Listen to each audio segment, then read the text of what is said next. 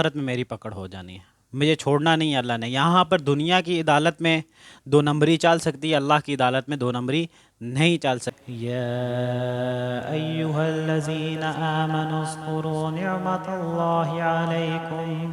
اب یہاں سے حضرت آدم علیہ السلام کے دو بیٹوں کا واقعہ سٹارٹ ہونے والا ہے۔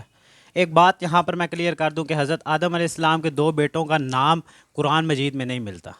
ہمیں تورات سے پتہ چلتا ہے کہ ان کا نام حابیل اور قابیل ہے، ٹھیک ہے۔ اسی طرح احادیث میں جب آپ پڑھتے ہیں تو احادیث میں بھی نام آپ کے پاس ملتے ہیں لیکن وہ بریکٹ میں ہوتے ہیں، تو ان کا ڈاؤٹ یہ ہے کہ انہوں نے خود ہی شاید ایڈ کیے ہوئے ہیں۔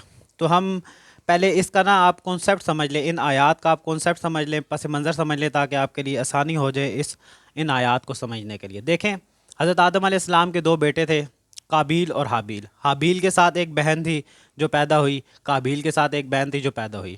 قابیل کا رشتہ حابیل کی بہن کے ساتھ ہونا تھا، حابیل کا رشتہ قابیل کی بہن کے ساتھ ہونا تھا، لیکن قابیل نے اس بات سے منع کر دیا۔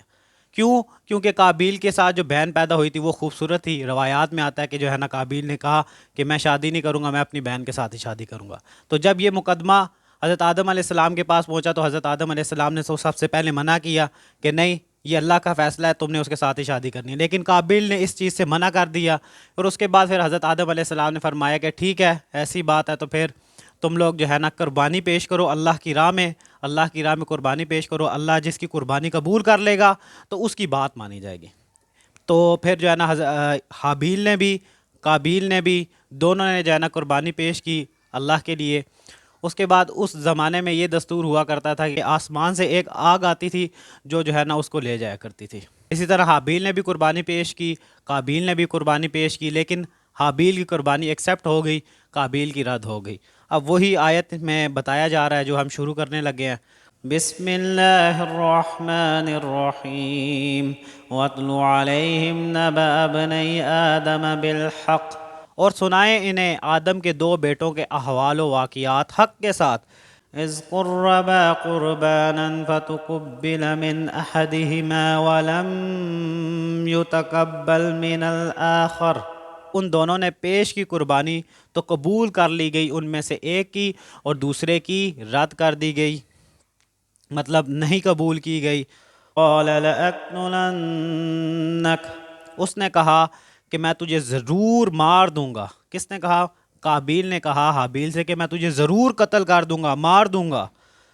قال انما يتقبل اللہ من المتقین، اس نے کہا، کس نے کہا؟ حابیل نے کہا قابیل سے کہ بھائی جان، اللہ پاک تو متقی لوگوں کی قربانی کو قبول کرتا ہے، پرہیزگاروں کی قربانیوں کو قبول کرتا ہے۔ لئن بسطت الی یدک لتقتلنی ما انا بباسط یدی الیک لاقتلک، تو بڑھائے گا میری طرف اپنا ہاتھ مجھے قتل کرنے کے لیے تو میں اپنا ہاتھ ہرگز نہیں بڑھاؤں گا آپ کی طرف آپ کو قتل کرنے کے لیے۔ انی اخاف اللہ رب العالمین، بے شک مجھے اللہ کا خوف ہے جو تمام جانوں کا پالنے والا ہے، رب العالمین ہے۔ دیکھیں یہاں پر ایک بات میں کلیئر کر دینا چاہتا ہوں کہ دیکھیں جو حابیل تھا اس کے دل میں بھی اللہ کا ڈر تھا، اور میں بار بار یہی بات دہراتا ہوں، انسان کے دل میں اللہ کا ڈر ہونا چاہیے۔ اللہ پاک قرآن مجید میں اتنی مقامات میں فرماتے ہیں وَاتَّقُوا اللَّهَ وَاتَّقُوا اللَّهَ وَاتَّقُوا اللَّهَ، اللہ سے ڈر جاؤ، اللہ سے ڈر جاؤ، اللہ کا تقوی اختیار کرو، اللہ سے ڈر جاؤ۔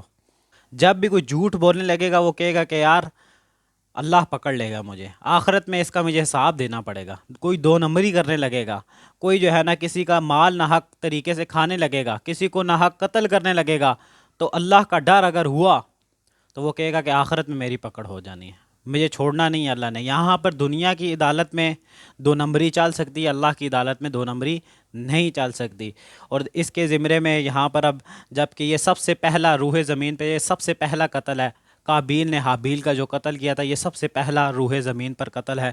اس کے زمرے میں صحیح بخاری کی حدیث 3337 اللہ کے رسول صلی اللہ علیہ وسلم نے فرمایا کہ جب بھی کوئی انسان ظلم کی وجہ سے قتل کیا جاتا ہے، ناحق قتل کیا جاتا ہے، تو اس کا گناہ قابیل کو بھی جا کے ملتا ہے۔ کیوں؟ کیونکہ اس نے سب سے پہلے یہ برا کام سب سے پہلے اس نے شروع کیا تھا۔ اگر یہاں پر آپ اس دنیا میں کوئی برا کام شروع کر دیتے ہیں، اس کے بعد آنے والی نسلیں جب تک وہ برا کام کرتے رہیں گی تب تک آپ کو گناہ ملتا رہے گا۔ اسی طرح آپ نے اس دنیا میں اگر کوئی اچھا کام شروع کر دیا تو آنے والی نسلیں جو ہے نا، اگر وہ اچھے کام پر چلتی رہی تو وہ آپ کو ثواب ملتا رہے گا۔